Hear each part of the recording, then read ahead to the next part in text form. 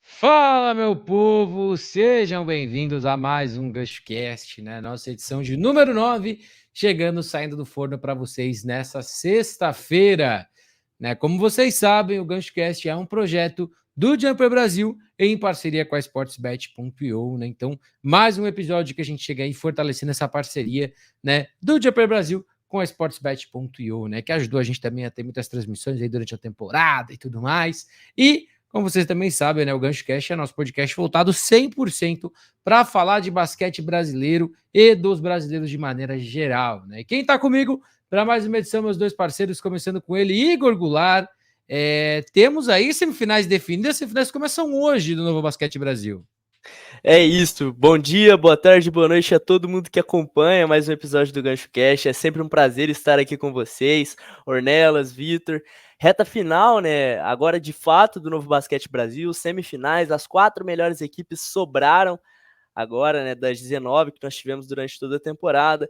Muito basquete pra gente comentar, também para Olímpico, enfim, muito assunto para render no GanchoCast de hoje.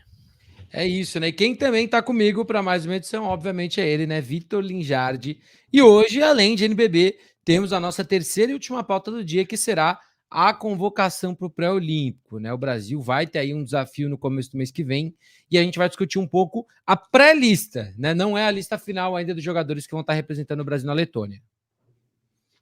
Exatamente, Ornelas. Bom dia, boa tarde, boa noite para todo mundo que acompanha o nosso podcast, nossa 9ª edição aqui hoje. Estamos gravando na sexta-feira, por isso que o Ornelas falou, minutos antes aí do primeiro jogo de semifinal do NBB, entre Franca e Minas. Então já aproveito você que está chegando agora aí para fazer aquele pré-jogo, né? Acho que dá para fazer um pré-jogo, né, com o nosso podcast aqui. E como você disse, pré-olímpico chegando, a nossa última chance de ter um representante de basquete brasileiro nas Olimpíadas, porque o basquete feminino já foi eliminado, infelizmente, também no pré-olímpico. E o basquete 3x3, nem masculino nem feminino também conseguiu vaga. Então, o basquete masculino 5 contra 5 é a nossa última chance. Então, a gente vai falar disso hoje. E dessa pré-lista aí com 17 nomes, mas só vão 12 para as Olimpíadas. Ou para o pré-olímpico. É isso. Vamos falar muito de todos esses nomes, né? Aqui no off já estava tendo uma discussão de quem é nome indiscutível na lista, quem vai, quem não vai, tá jogando aonde, joga com quem. Então a gente vai também aproveitar uns minutinhos hoje para debater um pouco sobre tudo isso, né? Mas antes de tudo, também recadinho para vocês. Para a galera que curte NBA, temporada também tá voando, reta final de playoffs, muita coisa acontecendo. A gente tem toda quinta-feira o nosso Jumper Cast, né? Que tem Vini Donato, tem o Gustavo, todo mundo participando lá, né? Todas as quintas-feiras o compromisso de vocês que gostam da NBA para vocês acompanharem, né? Então, mais um podcast que é da parceria do Jumper Brasil com a Sportsbet.io. Bom, vamos falar, né, das semifinais do Novo Basquete Brasil. Só restam 4, né? Agora nessa disputa. Temos de um lado a equipe do Flamengo contra o Bauru Basquete e a equipe do Franca contra o Minas Tênis Clube. Abrindo, né? Vamos falar do jogo de hoje, né? Vamos começar falando da série entre SESI Franca e Minas Tênis Clube, né? O Franca, inclusive, fez um lançamento essa semana, né, de um livro contando um pouco da história do clube, né? De alguns momentos, o que fez o time chegar onde chegou, né? Pretendo dar uma lida nele, assim que eu achar disponível para compra, já vou comprar. Gosto muito também de ler, então uma oportunidade muito legal. Primeiro jogo hoje às 7 horas da noite, né? Um duelo que a gente pode falar muita coisa e também deixar muito claro que, infelizmente, por enquanto, não temos nenhuma transmissão confirmada dessas semifinais no Jumper Brasil. Qualquer novidade, qualquer atualização, vocês vão ficar sabendo tanto pelo Instagram, pelo Twitter, pelo site. Então, sempre fiquem ligados, sigam, comentem, compartilhem, porque a gente pode sempre tirar todas essas dúvidas para vocês. Mas, inicialmente, nenhum jogo das semifinais, né, ele vai passar fora da TV fechada, vamos dizer assim, tirando o jogo 1 de Flamengo e Bauru, que passa na TV Cultura, né? Pelo que eu vi aqui até agora, o único jogo confirmado é em TV aberta, todos os outros são em TV fechada. Mas vamos falar dessa série, começando com você, meu querido Vitor Linjardi. Temos um Franca que varreu o paulistano, né? Em 3 jogos acabou com a série, descansou, e um Minas que, sendo bem sincero, tirando o jogo 2, dominou o São Paulo. Perdeu o jogo 3? Perdeu, mas perdeu jogando melhor, na minha opinião. Quando a série voltou para a Arena no IBH, dominou o jogo 4, o jogo que a gente fez aqui no Jumper, e o jogo 5 também não deu chance para o azar e garante essa chegada em 5 jogos. Quão importante é mais uma ida para a equipe do Minas a uma semifinal e qual que é o maior aprendizado que a equipe leva dessa série contra o São Paulo? Primeiro que eu lembro que lá no episódio nosso, antes de começar os playoffs de forma geral, eu já projetava, podemos ter uma semifinal entre Franca e Minas, e para mim já era muito aguardado isso. Vai ser um confronto muito bacana de ver, 2 times poderosos, 2 times que começaram a temporada como favoritos ao título ao lado do Flamengo, né? Então, a expectativa, sem dúvida, é muito alta para esse duelo aí. Como você disse, talvez isso possa pesar um pouco nos primeiros jogos, né? O Franca teve um tempo de descanso aí, porque varreu o Paulistano. Já o Minas disputou 5 jogos contra o São Paulo, e apesar de alguns jogos terem sido fáceis, nunca é fácil, né, você jogar 5 jogos de quarta de final, então... Mas o Minas foi soberano, principalmente jogando em casa, né? Ele fez valer o mano de quadra, porque contra o São Paulo o Minas tinha o mano de quadra, mas contra o Franca não vai ter. Então vai ter esse jogo 2, jogo 3 na Arena no BH, mas começa hoje, sexta-feira, daqui a pouco, jogando fora de casa, e o jogo 1 é sempre muito importante em qualquer série de playoffs. Agora, em relação ao aprendizado, acho que o Minas, justamente, acho que aprender a jogar fora de casa, né? O Minas que não foi bem contra o São Paulo fora de casa, e vai pegar um time que costuma ser muito poderoso jogando em casa, né? O Franca teve uma campanha melhor como mandante durante a temporada toda do que o São Paulo. E a torcida do Franca, sobretudo em playoffs, costuma incentivar mais, xingar mais o adversário, estar mais presente no Pedrocão, então vai ser um confronto aí bem bacana de ver. Lembrando que na temporada regular, as equipes no Pedrocão fizeram um jogaço, né? Tipo, Sim. Coisa de 1 ponto, aliás, 1 ponto de diferença, foi 95 a 94 pro Franca, então é um confronto muito equilibrado, mas o Franca levou a melhor nos 2 jogos de temporada regular contra o Minas, então tem aí, por enquanto, um 2-0 contra o Minas, né? E o histórico também é favorável pro Franca, né? 40 jogos na história entre os 2 times, o Franca ganhou 29, apenas 11 vitórias pro Minas, então... Tem uma Mas em freguesia aí de playoffs leve, mas... tem uma freguesia, mas em playoffs tá tudo igual, viu? Na temporada 2021, que foi a famosa bolha, né, da época da Covid. O Minas ganhou por 2-1, que foi uma série melhor de 3 na época, justamente por conta da Covid ali. Só que na temporada passada os times se enfrentaram de novo em semifinais e o Franca levou a melhor por 3-2. Então aí tem essa igualdade em playoffs. Vai ser um tirateima aí, né, nessa série dessa atual temporada. Então, como eu disse, expectativa muito alta de jogão. É isso, né? E temos, né? Lembrando, né? 5 jogos, né? Formato é o mesmo das quartas. 5 jogos. O primeiro jogo na casa da melhor campanha, ou seja, o Franca. 2 e 3 a série vai para Minas. 4 e 5, se necessário, a série vai voltar para a Franca, né? No Pedrocão. E, né? A gente falou, no final das contas, é o jogo. É a Seed 2 contra a Seed 3.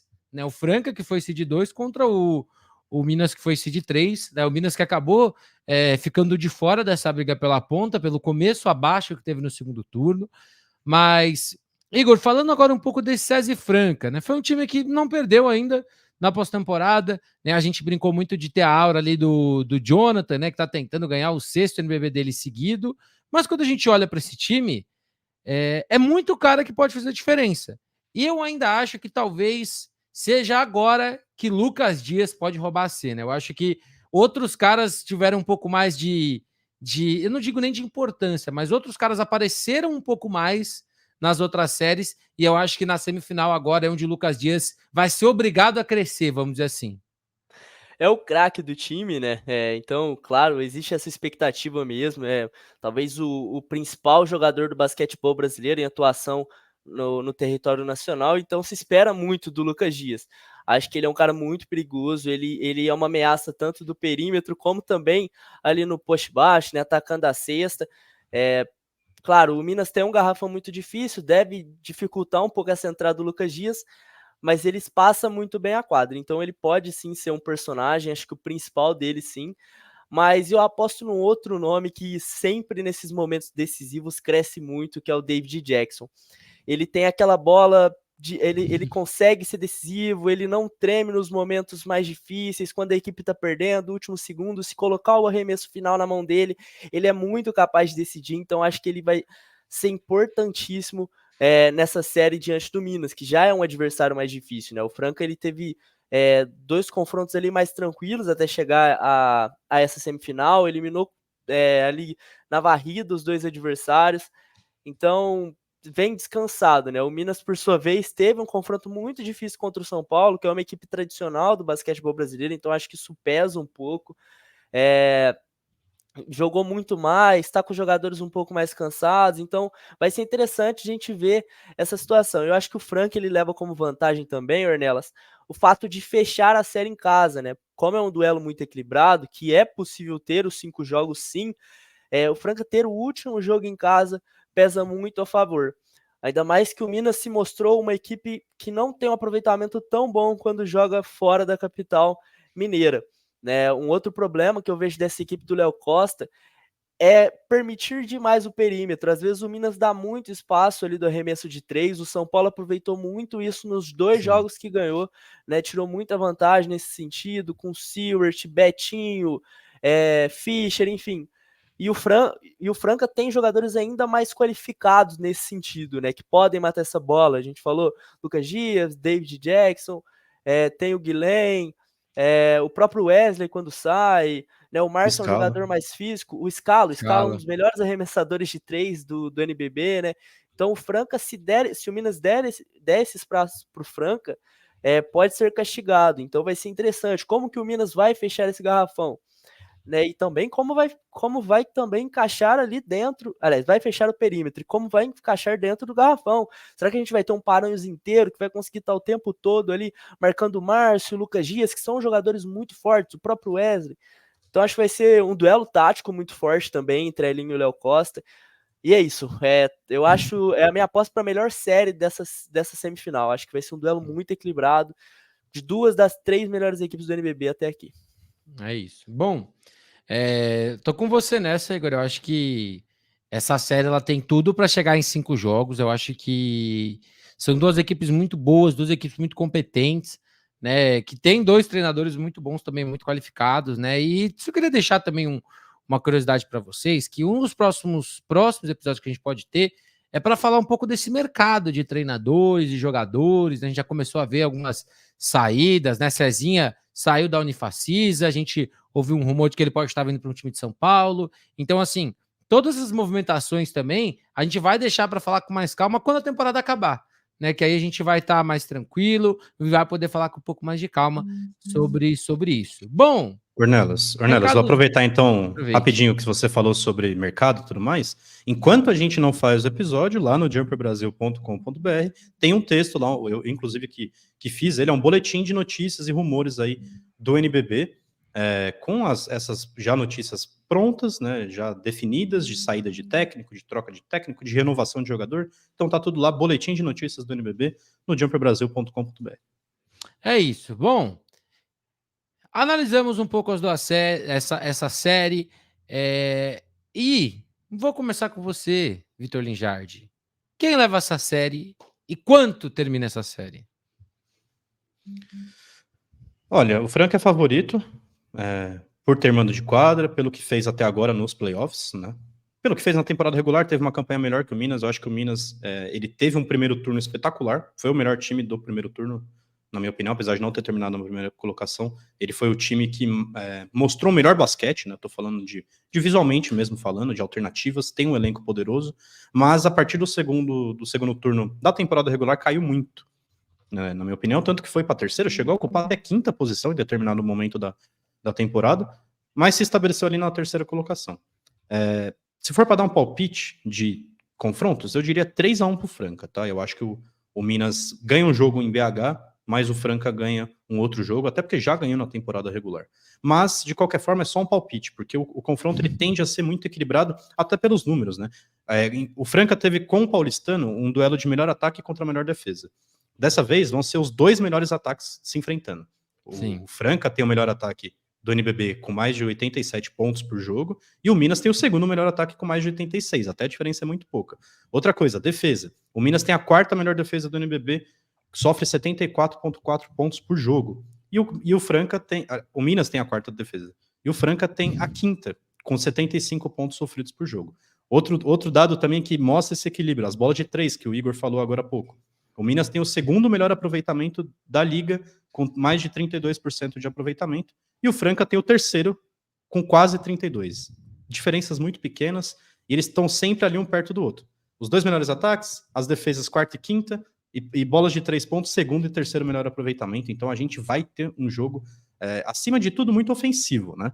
Pelos dados que eu falei agora. Mas aí outra coisa que pode pesar. O que eu vi até agora em playoff foi uma defesa do Franca mais consistente que a defesa do Minas. E eu acho que isso vai pesar, isso normalmente pesa em jogos decisivos, eliminatórios de pós-temporada. O Franca contra o Paulistano, apesar de estar enfrentando a melhor defesa, o próprio Franca se comportou como se fosse a melhor defesa do NBB. Marcou muito bem o Paulistano, e acho que se continuar nesse ritmo vai dificultar muito aí o ataque do Minas, que é um ataque poderoso, é um ataque que tem o Baralli muito inspirado também nesses playoffs. Ele, para mim, já é um dos melhores jogadores da liga. O Baralli fez no jogo 4, foi loucura. Não, absurdo. Ele tem uma média de quase 15 pontos, 14,9 por jogo, além de 5 assistências. E tem o Paranhos, que o Igor citou também, que ofensivamente tem sido muito bom. E rebotes, né, cara? O Paranhos é líder em rebotes do NBB. Ele tem média de 14 pontos e 7,6 rebotes. Então são números aí muito expressivos. Eu só queria dar o último pitaco aí sobre o David Jackson, que o Igor citou. Não posso deixar de falar desse cara, que eu sou muito fã há muito tempo. O cara tem 41 anos, ele joga como se fosse um menino, né? Ele é o principal ponto. A gente falou de Lucas, você falou de Lucas Dias, né, Ornelas? Que é, claro, MVP e tudo mais, mas o líder em pontos do Franca até agora nos playoffs é o David Jackson, com 15 pontos de média. É um absurdo o aproveitamento dele. 77,8 em 3 pontos para o David Jackson e 82,6 em bola de 2 pontos. O cara não erra arremesso. É impressionante, 41 anos. Então ele sim pode ser muito decisivo, até mais do que o Lucas Dias. E tem sido assim, por enquanto, nos playoffs. Então acho que esse cara aí vai ser muito importante. Principalmente porque os times adversários vão se preocupar com o Lucas Dias. Mas ali vai ter David Jackson, Márcio, Scala. Então é uma série bem bacana. E se vier com a mesma mentalidade, né, de vingança que tinha contra o Paulistano, né, a gente pode ter uma série muito interessante. E para o senhor, Igor Goulart, como termina essa série? Bom, eu concordo muito com o Vitor, acho que vai ser muito equilibrado, os números mostram isso, mas também acho 3-1 pro Franca. Acho que o Franca vai conseguir roubar um mando de quadro, um dos mandos do Minas, e aí no jogo 4, em Franca, vence esse jogo. Né, acho que apesar do Minas ser um time com muita qualidade, acho que o melhor coletivo desse NBB mostrou isso. Gosto muito também do trabalho do Léo Costa, para mim o melhor técnico hoje em atividade no basquetebol brasileiro, como ele domina o time dele, consegue envolver todos os seus jogadores, é algo excepcional. Mas o Elinho nesses playoffs ele acertou algo que durante a temporada, em alguns momentos, fez falta para o Franca, que foi definir uma rotação. O Elinho ele tirou a molecada, os jovens do time, eles praticamente não estão jogando nesses playoffs, então a gente não tem visto o Natan, Edu Marília, né, o Mini João em quadra, né, na maioria das vezes só o Zu, que já tem uma rodagem, tá ganhando espaço, e o Franca, eu acho que ele tem as armas suficientes para parar o poderio ofensivo do Minas. Né, o David Jackson é um grande marcador, o Jonathan também, então eles podem cercar ali o perímetro do Minas, né, com o Baralli, enfim. E também Márcio, Wesley e Lucas Dias são jogadores muito físicos que podem bater de frente com o Renan Lenz, com o Rafa Mineiro, Paranhos. Então, acho que o Franca tem uma capacidade maior, né, de jogar contra o Minas. Eu acho que o único ponto que tem que chamar a atenção para a equipe francana é o final dos jogos. Né? Na série contra o Paulistano, o Franca conseguiu construir o resultado já no terceiro quarto, já definiu ali nos 3 jogos no terceiro quarto. Aí, por conta de saber que estava definido, pegou um pouco mais leve no último. E contra o Minas, o Minas é uma equipe que não dá para dar esse espaço. Então o Franca tem que ficar atento do primeiro ao último minuto se quer levar, né, essa série dessa forma, em 4 jogos. Mas acho que vai ser um jogo muito equilibrado, vai ser uma série muito legal de ver, que a gente vai ter muito trabalho tático dos dois treinadores aí para um anular o outro. Então vai ser muito legal, quem gosta de basquete vale muito a pena. E assim, eu vou te falar que eu acho que o Minas, depois do jogo 3 contra o São Paulo, já virou essa chave que o Franca tem que virar. Porque perdeu um jogo 3 que estava muito controlado, o São Paulo foi chegando, e no final o Betinho teve aquela game winner, tanto que o jogo 4 e o jogo 5, o jogo já estava ganho e Minas não tirava o pé. Minas teve um placar centenário no jogo 4 e ficou a 2 pontinhos num placar centenário no jogo 5. O Paulistano teve 9 dias para se preparar para esse jogo. O Franca teve 9 dias para se preparar para esse jogo, o Paulistano teve 4. considerando que nesse meio tempo o time O do Minas Minas, teve né? que viajar. O Paulista. Rapaziada, peraí, vamos lá. Tá com o paulistano na cabeça. É isso, Exatamente. com a tabela aberta aqui para ver as datas. O Franca descansou 9 dias para poder se preparar para esse jogo. A equipe do Minas descansou 4, considerando que teve que viajar, né, para Franca nesse meio tempo. Então, assim, eu acho que Franca tem tudo para ganhar, tem tudo a seu favor, mas eu acho que o fantasma do playoffs talvez apareça e eu tô achando que vai ser 3-2 Minas de novo. Concordo com tudo que vocês estão falando. Eu acho que quando a gente olha para esse time do Franca, não tem muitas razões para a gente duvidar. Eu acho que o coletivo Talvez o do Minas, histórico em playoff, né? O eu acho que histórico em playoff atual do Franca é ruim. o coletivo do Minas eu me agrada muito e eu acho que esse time ele virou uma chave depois do jogo 3 do São Paulo, que eu acho que o time realmente ele virou uma chave que ele vai tentar ganhar de assalto agora os próximos jogos. Então eu vejo uma série muito equilibrada, mas eu acho que o Minas talvez cometa o crime aí numa série de 3-2. Ornella, sabe o que pode ser um trunfo do Minas? Rapidinho, Igor. Rebotes. Sim. O Minas tem 1, 2, 3, 4, 5, 6 jogadores com média de rebote superior a 3. Tá, tô até falando número baixo. Mas tem Paranhos que pega mais de 7,5 e tem o Rafa Mineiro que tem média de 8 em playoffs. São 2 jogadores que pegam muito rebote. Então isso pode ser um trunfo aí a favor do Minas. Eu acho que é um time que, como o Igor falou, em questão do garrafão, o garrafão do Franca é poderoso. Mas o do Minas também é. Então, se o Minas conseguir prevalecer no garrafão, eu acho que pode ser um dos trunfos aí do time, que tem muitos bons chutadores. Então, vamos supor, o Minas consegue pegar rebotes e abrir o jogo para o perímetro, para bons arremessadores, pode ser uma das armas aí do Minas, sim, com certeza. Principalmente se ganhar os 2 jogos em BH. Ornelas, só para completar um ponto, né? Você tocou nesse caso do Minas vencer em 5 jogos. O Minas sabe que a sua força tá em casa, né? Tá na frente dos seus torcedores, na Arena UniBH e tal. Então, eles precisam de uma vitória, sem dúvidas, fora de casa, no Pedrocão. Então, eu não duvido que no jogo de hoje, né, jogo 1, jogo inaugural da série, o Minas venha com tudo, assim, para dar o seu máximo, para justamente tentar roubar esse mando de quadro. Porque aí, se começar ganhando o jogo 1, já fica muito mais fácil, porque aí são 2 jogos seguidos em casa, se ganhar 2-1, ou se ganhar os 2 em casa, por exemplo, fecha a série. Então esse acho que é o jogo decisivo, esse jogo 1, de como o Minas vai se comportar agora, nesse primeiro jogo fora de casa, se vai conseguir mostrar força diferente de como foi contra o São Paulo. Eu acho que tem tudo para ser o melhor jogo da série, esse jogo inicial. Rapidinho, essa questão de jogar fora de casa, o grande problema é que o Franca sabe jogar muito bem fora de casa. O Franca disputou 18 jogos longe do Pedrocão nessa temporada e perdeu só 3. É um número absurdo, né? Só 3 derrotas fora de casa em 18 jogos. Aliás, 18 não, perdão. 18 mais 3. Então, em 21 jogos, perdeu só 3. Né? É um número muito expressivo. Ou seja, o Franca sabe jogar fora de casa. Então, até lá em Belo Horizonte, o Minas vai ter que tomar cuidado. Eu não tô querendo, mais uma vez, eu não estou apostando no Minas, tirando nada do Franca. Eu tô apostando no Minas, porque eu acho que o seu palpite é super. Ele vem com sangue, ele vem com sangue no olho. Eu acho que é basicamente isso. Mas enfim. Lembrando que o Minas nunca disputou uma final, viu, Ornelas? Então ele vai realmente com sangue no olho. Quer disputar a sua primeira final. Isso. Então é isso. Para vocês dois, 3-1 Franca. Para mim, 3-2 Minas. Série começa hoje, 7 horas da noite.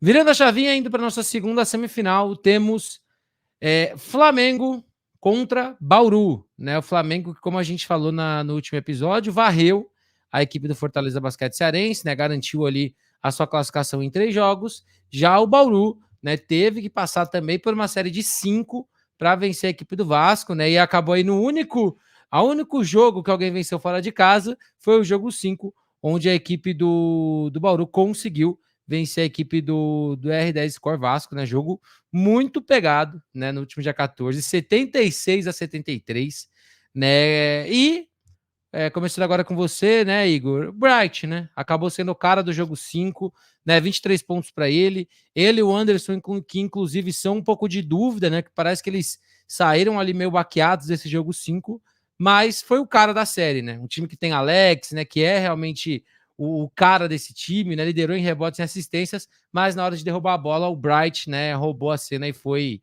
o grande cestinha do jogo. É ele quem tomou conta, eu acho que o grande responsável por essa eliminação, né, do Vasco. O Bright, ele foi excepcional, né, o jogo 3 que nós fizemos aqui no Jumper Brasil, cara, ele sofreu com faltas desde o início do jogo, mas no último quarto ele jogou acho que todos os minutos, roubou bola no final, acelerou, o jogo de transição dele é muito especial, ele é muito bom nisso, ele consegue acelerar o ritmo do jogo assim com uma facilidade incrível. E vai ser uma pena se ele não estiver nessa estreia contra o Flamengo, né, nesse jogo 1 de amanhã. Ele é uma figura importantíssima para a equipe bauruense. Acho que o principal nome dessa equipe do Jaú hoje, e é difícil a gente falar isso numa equipe que tem o Alex, né, como você disse, que é líder histórico da equipe, melhor defensor, enfim. Mas o Bright, ele tá muito bem mesmo na série. Aliás, nesses playoffs, né? Gostei muito do desempenho dele. E acho que se ele jogar, vai ser um mistério pro Gustavinho, né? Ele vai ter que estudar muito, analisar muito nesse sentido para ver quem que vai parar, quem que vai focar ali na marcação do Bright, né? Como que o ataque também vai jogar, porque ele atravessa muito as linhas de passe para tentar roubar a bola e puxar o contra-ataque. Então, acho que é o principal trabalho do Gustavinho para essa série, vai ser como parar o Dontel Bright. Né? Mas o elenco em si também do Bauru é muito interessante. Eu acho que o que foi fundamental para essa série contra o Vasco foi como o Jaú conseguiu rodar o elenco. Ele utilizou 8, 9 nomes na maioria dos jogos, conseguiu descansar bem seus titulares, né? E a gente vê tem o Holloway que também é muito bom, consegue pontuar bem, né? Alex, Larry Taylor que trazem essa experiência, né? O Gemadinha, que é um cara que vem também bem, e o Anderson Rodrigues, que é o principal nome de garrafão da equipe, né? Que Que é briga outro nome muito. que também tá em dúvida, né, para esse começo de série. Pois é, ele tá em dúvida, mas ele tem o Maciel, né? Que jogou Sim. muito bem nessa série. Quando o Anderson Rodrigues sofreu com faltas ou não esteve em quadro, o Maciel jogou bem, fechou bem o garrafão, fez o box out para proteger, brigar por rebotes ali. Então é uma equipe muito interessante. Só que do outro lado a gente tá falando do melhor elenco do basquetebol nacional, né? Que é o Flamengo. Né? O Flamengo consegue jogar com muita facilidade. Se um jogador não encaixa, tem outro para jogar. Né? Pô, não tem, o Didi não tá jogando bem, mas tem o Scott Machado. O Gabriel Jaú não tá bem, tem o Guideodato. Então, e também tem o Olivinha, né? A last dance dele. Acho que os Sim. jogadores estão muito inspirados nesse sentido. Se o Minas está motivado para chegar na sua primeira final, os jogadores do Flamengo estão motivados para levar o Olivinha para uma decisão. Então, acho que por essa qualidade do Flamengo, por ter mais jogos em casa, eu acho que a equipe carioca é favorita, mas tem que ligar, abrir o olho aí com o Bauru, porque é uma equipe que pode sim surpreender. Bom, é isso, né? E um cara que a gente vai falar daqui a pouquinho também, meu querido Vitor Linjardi, é o Didi. Né? O Didi que no jogo 3 teve 14 pontos, derrubou suas bolinhas de 3. É um cara que está tendo uma temporada abaixo do que o nome Didi pesava quando ele chegou no NBB. Né? Um cara que passou pela NBA, um cara que muita gente esperava que ele viesse para essa temporada e fosse o cara do Flamengo. Você acha que se ele for o cara nesse momento dos playoffs, acaba redimindo um pouco uma temporada um pouquinho mais abaixo que ele teve? Nada vai apagar o que já aconteceu, mas com certeza dá uma redimida sim, porque a gente tá falando da fase decisiva, né? Então, se ele pegar e falar, eu sou o clutch do time e decidir playoff e ganhar título, ninguém vai lembrar, o Didi foi mal na temporada regular. O torcedor, com Exato. certeza, do Flamengo não vai estar nem aí. Mas, cara, é uma série que, assim, o Flamengo é favorito, tá? Mas eu acho que talvez o time que poderia dar mais dificuldades ao Flamengo é justamente o Bauru. Eu acredito que o Flamengo teria mais facilidade contra o Vasco, por exemplo, ou contra qualquer outro time que ficou daquele lado do chaveamento. Então eu acho assim, o time que pode tentar alguma coisa contra o Flamengo até as semifinais era o Bauru. E foi o Bauru que chegou. Então vai ser um confronto muito legal de ver. E só dando a informação sobre as lesões que você citou, Ornelas, o Bright, ele teve uma contratura na coxa, né? Então teve um problema muscular ali, o músculo puxou, e ele saiu no começo do último quarto, do jogo 5 contra o Vasco. Já o Anderson Rodrigues saiu com 5 minutos de jogo, então ele mal jogou o último jogo, com um trauma no pé, segundo a assessoria do Bauru informou, é um trauma, no dedo do pé. Então, se os dois não puderem jogar, é um desfalque absurdo. Se só um dos dois não puder jogar, Menos mal. Só que assim, o que eu quero dizer com isso? O Anderson Rodrigues saiu logo no começo do jogo. E mesmo assim o Bauru conseguiu vencer. O Bright não, o Bright tudo bem, saiu no último quarto, mas o que ele fez ao longo do jogo, como você disse mesmo, 23 pontos. E Ele é um cara aí a muito gente teve o importante. Gemadinha no quarto período sendo um cara diferencial, né? Entrou, Então, exato. E tem o Maciel, que o Igor mesmo falou, que entra bem no lugar do Anderson Rodrigues. E o Anderson Rodrigues, eu também queria falar sobre isso, ele é o líder em pontos do Bauru na temporada como um todo. Mas nos playoffs, ele é só o quarto maior pontuador. Ele não tem média nem de 10 pontos. Então ele tá ofensivamente tendo playoffs um pouco abaixo do que ele apresentou na temporada regular. E o Bright, por outro lado, é o grande pontuador do time nos playoffs. São 17 pontos para ele até agora nas 7 partidas disputadas nos playoffs por enquanto, e um cara de 1,75 m tem uma média de quase 5 rebotes. Então, assim, o Bright tem sido, de fato, o cara do Bauru, além do Alex, né? O Alex, que a gente fala, às vezes ele não é tão pontuador, mas ele contribui de outras formas. Ele tem média de 14,6 pontos nos playoffs atuais. Então, ele tá sendo também pontuador, além de 4 rebotes e 5 assistências. Então, pontuador e garçom ao mesmo tempo aí pro grande Alex. O Bauru, ele tem um cara que elenco... pode aparecer nesse Bauru, que a gente fala pouco, é o Hollowell. O Hollowell ele tem média também... de 11 pontos e 7 rebotes. Ele tem quase próximo de um duplo-duplo todo jogo. Porque ele tem sabe a bola pontuar. tripla a seu favor ainda, ele né? tem a bola tripla, ele consegue arremessar de 2 pontos, ele tem também qualidade, quando ele abre espaço ali perto do garrafão, e é um cara que pega rebotes. Isso é muito importante contra um time que vai ter Olivinha, Devon Scott, Gabriel Jaú, próprio Didi, um time que pega muitos rebotes e tem um elenco tão completo que é o Flamengo. Só um dado aqui estatístico sobre os dois times, eles se enfrentaram em 2 finais já na história, o Bauru e o Flamengo. 2014, 2015, 2015 e 2016, ou seja, 2 temporadas seguidas, mas o Flamengo venceu as 2. E aí o Bauru chegou para sua 3ª final consecutiva e aí sim foi campeão. Mas contra o Flamengo o Bauru nunca ganhou. Na temporada regular tem um equilíbrio, né? A gente estava falando, por exemplo, eu nunca vou cravar que essa série vai ser uma varrida pro Flamengo, apesar do favoritismo. Na temporada regular, o Flamengo ganhou o primeiro jogo em casa, mas o Bauru ganhou o segundo jogo. Já no final da temporada regular, o Bauru ganhou de 74-72 do Flamengo no panela de pressão. E o Bauru é um dos melhores mandantes do NBB. Então esses 2 jogos consecutivos, 2 e 3, em casa, podem ser tipo os jogos da série a favor do Bauru. Porque se o Bauru conseguir vencer pelo menos o jogo 2 para dar aquela motivada, eu não sei não como que vai ser esse jogo 3 entre os dois times.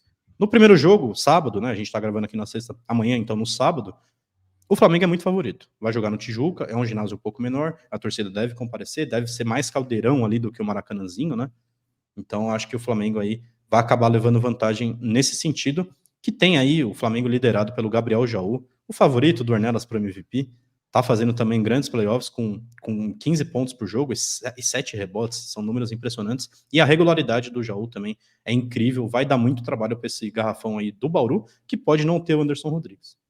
Ornelas, antes de você puxar os palpites, só falar sobre esse elenco do Bauru, né? O Vitor, ele falou de todos esses jogadores, que o Anderson Rodrigues, que foi o principal cestinho durante a temporada regular, agora é apenas o quarto, porque tem Bright, Alex, Hollowell, também tem o Gemadinha.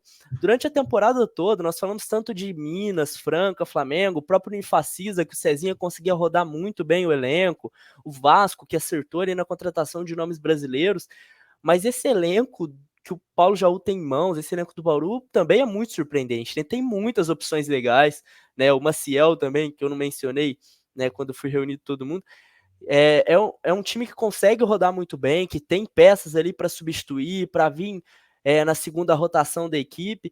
Então, cara, realmente, assim, vai ser um jogo muito equilibrado, eu acho também, que vai ser muito apertado. O Flamengo não vai ter facilidade, acho que até nesse jogo 1, que deve vir com tudo aí, porque o Bauru, ele tem peças para responder, né? O Alex é 9 vezes melhor defensor do NBB e com capacidade para marcar jogadores da posição 1 à posição 4. Talvez ele só o pivô ele não consiga disputar dentro do garrafão, mas da posição 1 até a posição 4, quem do Flamengo tiver muito bem na parte do Alex é capaz de marcar. Então, Gabriel Jaú estiver muito bem, o Alex pode marcar.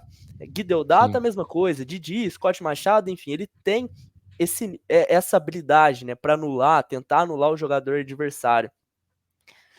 Se tem uma coisa que a gente viu desse time do Bauru, é saber marcar bons jogadores, né? O Marquinhos ficou bem sumido na série, né? O que obrigou outros caras do Vasco a ter que chamar um pouco mais a responsabilidade, né? E é complicado contra um Flamengo onde todo mundo pode chamar a responsabilidade, né? Mas é um time que defensivamente eu acho que a chave para o Bauru é essa: são jogos de placares baixos. Porque eu acho que por mais que o time tenha potencial, por mais que o time tenha qualidade para brigar, a chave do Bauru é reboteiro e placar baixo. Eu acho que essa é a chave para o Bauru fechar. Igor, começando com você agora. Quem leva essa série e qual o placar final? Cara, apesar dessa certeza que o Bauru vai conseguir equilibrar, eu acho que o Flamengo ganha por 3-1. Acho que não vai acontecer uma varrida. Acho que o Flamengo vai ter muita dificuldade nessa série, vai ter que se esforçar realmente para poder levar, mas ganha o primeiro jogo, perde um dos jogos do panela de pressão, porque é um ginásio dificílimo de jogar, a torcida do Bauruense, ela realmente aperta, a gente espera que não tenha uma ocorrência fora do jogo ali da torcida provocar os adversários, atacar, enfim, violentar verbalmente, torcer, fisicamente, exatamente. A gente já falou disso no GanchoCast 8. Tomara que fique dessa forma, mas é uma torcida que aperta muito, é muito difícil jogar lá. Então, acho que o Bauru ganha um jogo lá, mas para mim, Flamengo em 4 jogos. E para o senhor, Vitor Enjardi? É o meu palpite também. Flamengo 3-1, vence em 4 jogos. Só um detalhe que acho que a gente não comentou: a semelhança com a série Minas e Franca, né? Franca varreu, Minas jogou 5 jogos. Teve descanso, Franca, o Minas mais cansado. A mesma situação agora em Flamengo e Bauru. O Flamengo varreu, vai enfrentar o Bauru que veio de um confronto de 5 jogos. Então isso também pode pesar fisicamente, principalmente no jogo 1 do sábado, talvez no jogo 2. Vamos ver como vai acontecer. Só um outro detalhe: eu queria destacar o Gui Deodato, né? O Gui Deodato, ele caiu muito de rendimento ofensivo nos playoffs. Eu até levantei essa comparação aqui. Na temporada regular, o Gui Deodato tem média de 12,6 pontos por jogo. Nos playoffs, ele tá com média de 7 pontos apenas. O Gui Deodato, nos playoffs pelo Flamengo, ele é apenas o 8º maior cestinha. Então tem 7 jogadores do elenco do Flamengo acima do Gui Deodato, que para mim é um dos top 3 ali do time, né? Principalmente o que se mostrou na temporada regular. Fez jogos fantásticos, é um grande pontuador, tem infiltração, tem bola de 3, mas está abaixo nos playoffs. E aí sim, como você mesmo até destacou, o Didi ganhando um pouco mais de espaço, ele é o segundo principal pontuador do time. Então acho que talvez se o Gui Deodato entrar na série contra o Bauru mais ofensivo, vamos dizer assim, com melhor aproveitamento, com maior pontuação contra o Bauru, aí o Bauru vai ter muito problema. Então, mas aí pode ser uma surpresa, né? O Bauru pode olhar esses números e falar assim: bom, então vamos focar ali no Didi, no próprio Coelho, que vem do banco e vem muito bem, no Gabriel Jaú, e aí de repente o Gui Deodato aparece, decide jogos e volta a pontuar muito bem. Então eu só queria dar esse destaque aí, porque eu fiquei surpreso quando eu vi essa comparação de números de um jogador que eu gosto muito, inclusive vai estar na seleção brasileira, que a gente vai falar já já. É isso. Bom, para mim, sendo bem sincero, Bauru vai ter que se esforçar muito para essa série não fechar numa varrida. Minha aposta hoje seria 3-0 para a equipe do Flamengo. Eu acho que o Flamengo é um time muito bom. E mais uma vez, se você talvez perdeu o Bright e você perdeu o Anderson Rodrigues, é muito difícil você conseguir ganhar um jogo desse Flamengo. Jogando em casa, Pedrocão vai estar lotado no jogo 2, no jogo 3, não tenho dúvida. Inclusive, eu vi no Twitter do Bauru que já está esgotado os ingressos do jogo 2. Então, assim, a gente sabe que vai ser uma panela de pressão, a gente sabe de tudo que esse time pode fazer. Mas sem 2 caras que hoje talvez sejam os principais jogadores do time, eu acho que fica muito complicado. Então, eu acho que é 3-1 se esses caras jogarem, 3-0 se esses caras não jogarem. Bom, lembrando que a série começa nesse próximo sábado, né? E mais uma vez lembrando que, por enquanto, oficialmente não temos transmissões programadas para o Jumper Brasil, né? A parceria com a Sportsbet.io, né? Porque nenhum jogo da série até agora está confirmado no YouTube. Todos programados para rolar na TV fechada e no Basket Pass. O único jogo até agora na TV aberta ou 100% gratuito é esse primeiro jogo da série Flamengo e Bauru, que vai rolar na TV Cultura no próximo sábado. Então, para a galera aí que não tem a TV fechada, é o único jogo, por enquanto, que vai dar para assistir. Bom, passado a régua nas semifinais do Novo Basquete Brasil, vamos fechar o nosso episódio de hoje com a convocação, a pré-convocação, né? A pré-convocação não, a convocação para o pré-olímpico, né? O Brasil vai jogar do dia 2 ao dia 7 de julho na Letônia, né? Uma etapa onde só o campeão da etapa vai garantir uma vaga nas Olimpíadas, né? O Brasil joga na primeira fase contra Camarões e Montenegro, né? E vencendo, né? Garantindo ali o sucesso nesses primeiros 2 jogos, segue na briga ali por uma vaga nas Olimpíadas. Por que a gente fala que eu brinquei que é a pré-convocação? A gente tem 18 nomes, né, Vitor?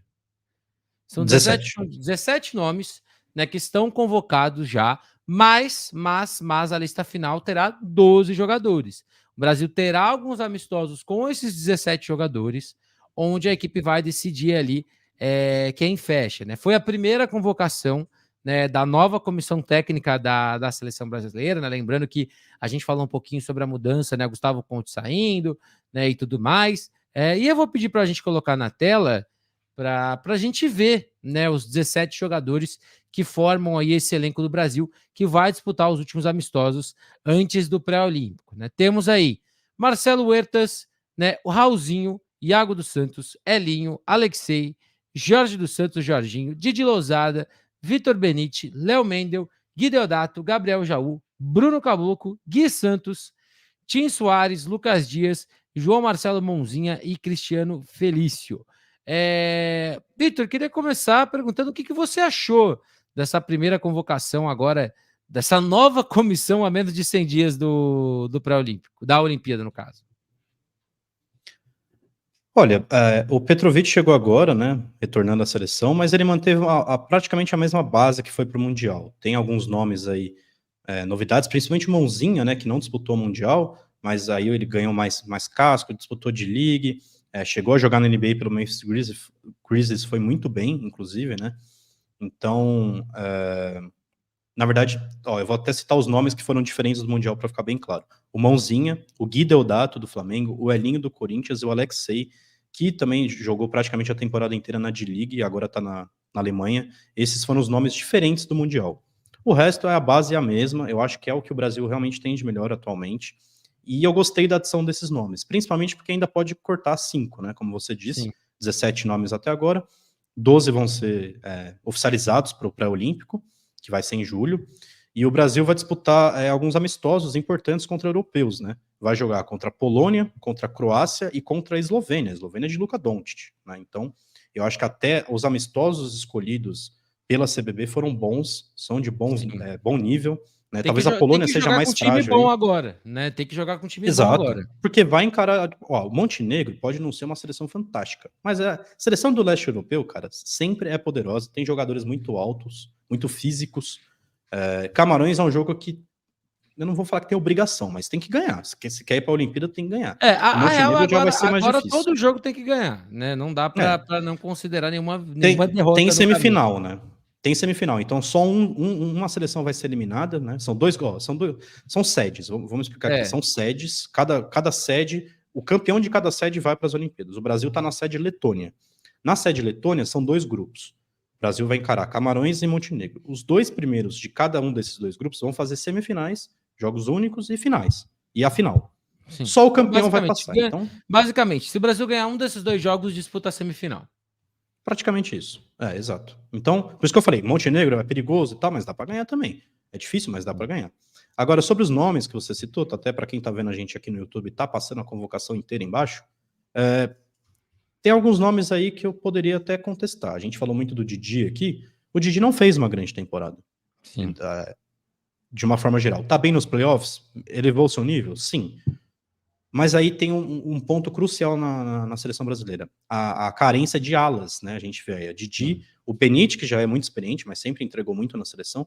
O Léo Mendel, que para mim também já é um nome que talvez eu trocaria, mas aí a falta de jogadores é importante. O Gui Deodato do Flamengo, que eu acabei de falar, é um nome que eu gosto muito. E o Gui Santos, que é uma das principais esperanças aí do Brasil, né? Ainda muito jovem, tá lá na NBA, ganhou muita casca jogando lá, tá num dos principais times dos últimos anos aí da liga. Então, mas aí a gente tem que ver, eu acho que o Petrovic ele pensou o seguinte, eu vou levar o que eu tenho de experiência também, né? Porque vão ser jogos muito difíceis, cascudos, vai ser chato de jogar esses confrontos. Então ele prezou também, de certa forma, pela experiência. Sem apostar, por exemplo, o Márcio. O Márcio é um dos principais nomes aí de garrafão que a gente tem. Não foi convocado pela idade. Né? Ele priorizou jogadores um pouco mais experientes para levar. Eu acho que essa experiência faz sentido agora. Também não faz sentido. Eu acho que, por exemplo, o que aconteceu na convocação da FIBA América, né, que foi a Paraguai 2 vezes e tudo mais, fazia mais sentido chamar esses caras, porque eram situações diferentes e era um adversário que o Brasil não teria nenhum perigo, né? Então, acho que a hora de apostar já passou, né? Então agora não dá mais para tentar chamar ninguém. Outro nome que muita gente cobrou, Ornelas, nas redes sociais foi o Renan, né? O Renan, que é cria do Franca, tá jogando lá na Overtime dos Estados Unidos, está inscrito para o draft, então a gente vai ter aí podemos ter um brasileiro ingressando na NBA ou não, a gente não sabe ainda. Mas ele é um ótimo jogador. Só que ainda, né? Ele ainda pode retirar o nome dele do draft, né? Pode. Mas assim, é um cara que tá se preparando, é isso que eu quero dizer. E ele já mostrou muitas vezes que ele é um bom jogador, seja pela seleção de base, arrebentando no Mundial Sub-19.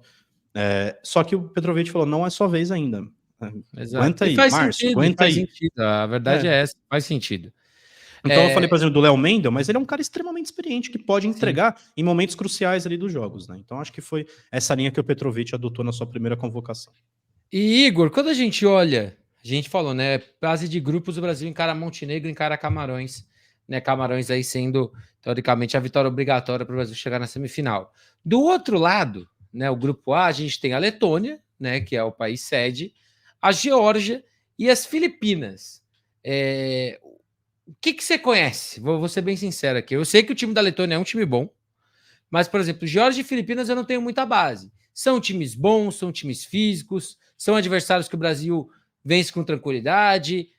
O que você pode falar também do outro lado da chave? Também queria que você falasse, obviamente, um pouco dos jogadores convocados. Bom, acho que o adversário mais frágil desse pré-olímpico que o Brasil tá na Letônia é Camarões, que está justamente no grupo da seleção brasileira. As outras 3 seleções têm bons nomes, né? Filipinas tem um basquete tradicional, a Geórgia também, né? Letônia é o time da casa, né? Vai estar ali com a força da sua torcida, né? Dependendo da convocação, tem o Kristaps Porzingis, né? Que é um dos principais nomes, né? Pode estar nessa equipe. Montenegro, por exemplo, tem o Vucevic, que também é um jogador muito forte, tem essa questão do basquetebol no leste europeu, que é sempre muito difícil, né? Hoje, talvez os 2 principais jogadores europeus na NBA são do leste europeu, Luka Doncic e Nikola Jokic, então traz uma ameaça muito grande. Então acho que desses adversários mesmo, Camarões é o adversário mais frágil, e é bom que caia justamente no nosso lado, né, da chave, porque aí o Brasil, pelo menos, tenta garantir essa vitória, depois vai ter um jogo mais pegado contra Montenegro, mas são adversários muito complicados, então é importante que tenham amistosos assim, mais complicados, contra equipes mais cascudas, mais experientes, para a seleção brasileira justamente ter essa rodagem, né, trazer essa bagagem pensando no pré-olímpico e também para as Olimpíadas, porque se porventura o Brasil passar, cai no grupo B, que é muito difícil, de França, Alemanha e Japão, que são 3 seleções complicadíssimas. França, atual vice-campeã, Alemanha, campeã mundial, então é importante essa preparação para o Brasil, né? Sobre a convocação, acho que são sim os 17 nomes os 17 melhores nomes que nós temos aí, aliando o nível de jogo e a experiência. O Petrovic, ele treinou a seleção de 2017 a 2021, então ele está acostumado, ele traz muitos nomes que trabalharam com ele, e aí ele evita justamente esses que cresceram no período que ele não esteve, né, no comando técnico da seleção. Até porque ele não tem conhecimento, não sabe como que vai escalar, como que esses caras desconhecidos vão jogar, principalmente com um tempo mais curto para o pré-olímpico. Então eu gosto sim da convocação. Acho que o único nome que eu sinto falta, mas entendo, é o Márcio. Ele cresceu muito nessa temporada, como o Vitor disse, ele se tornou uma das estrelas do Novo Basquete Brasil.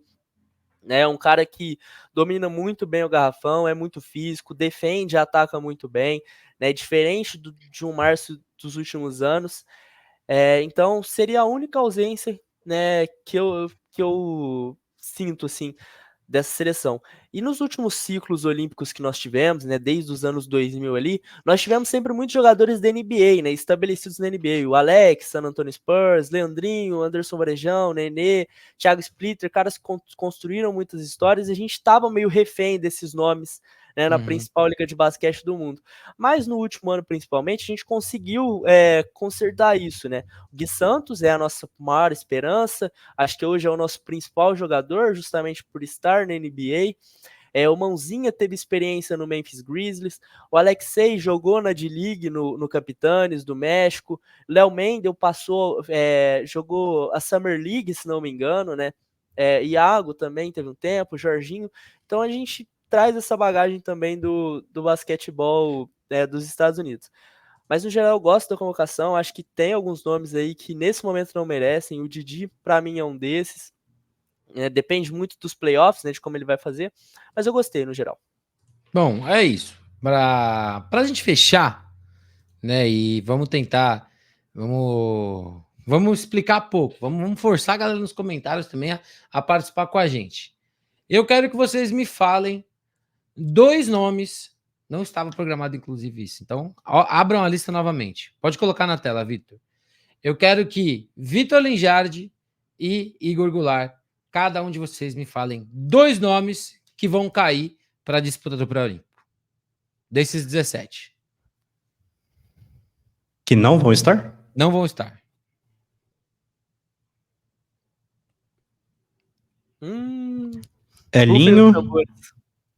Elinho e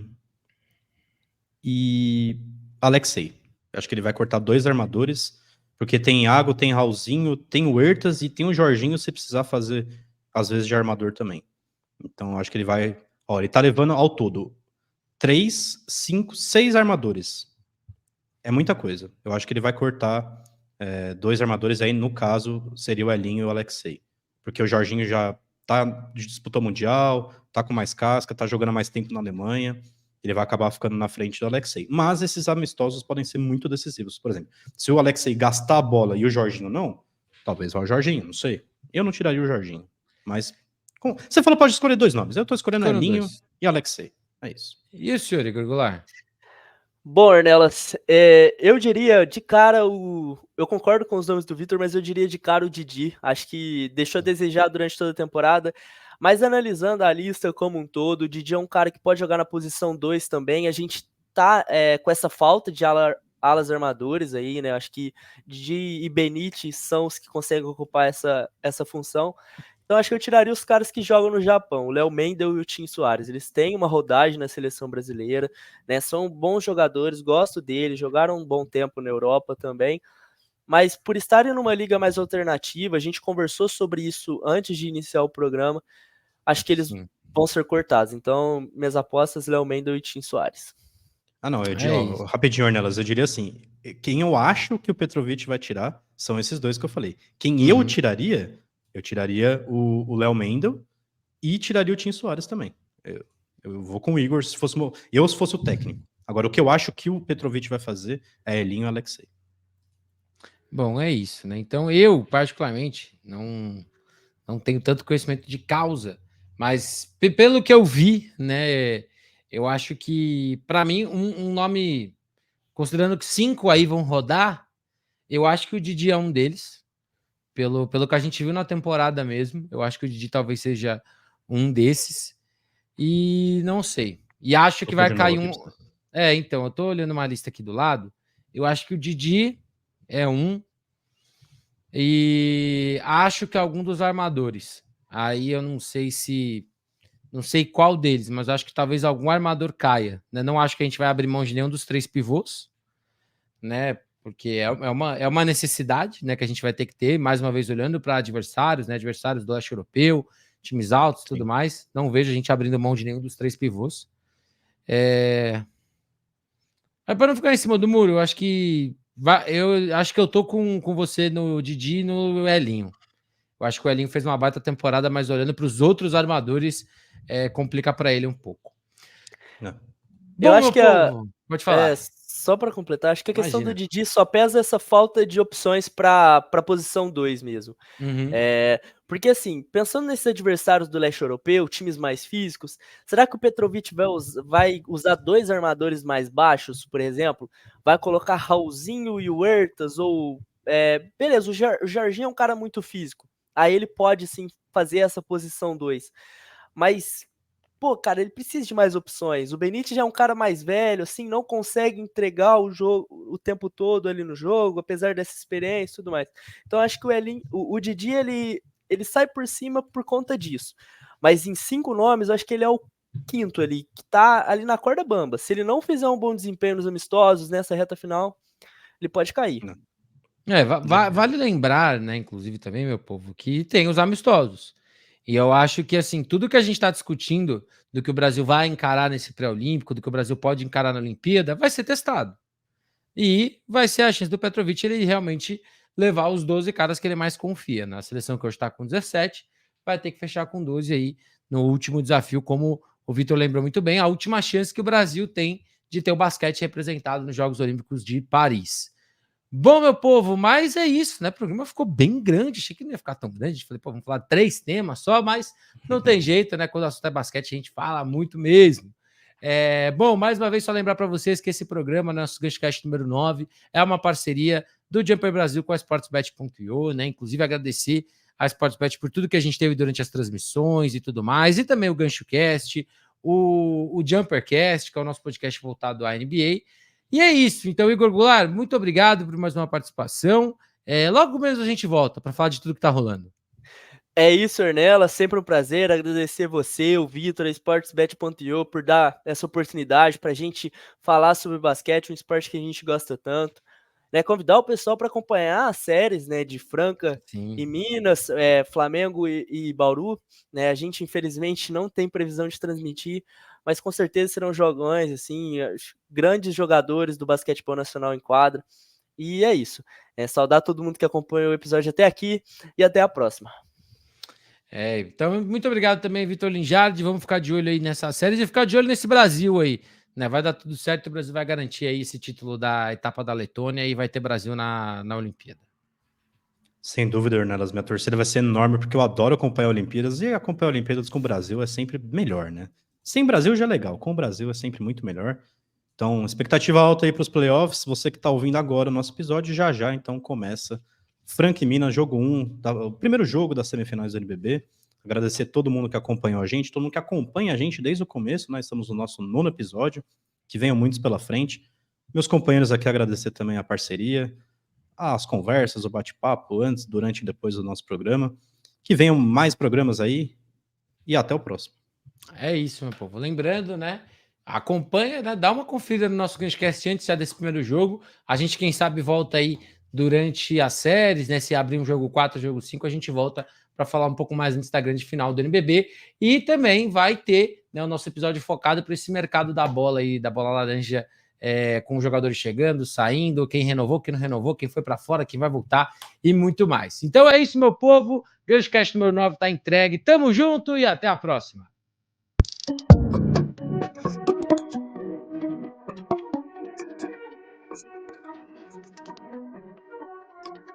Thank you.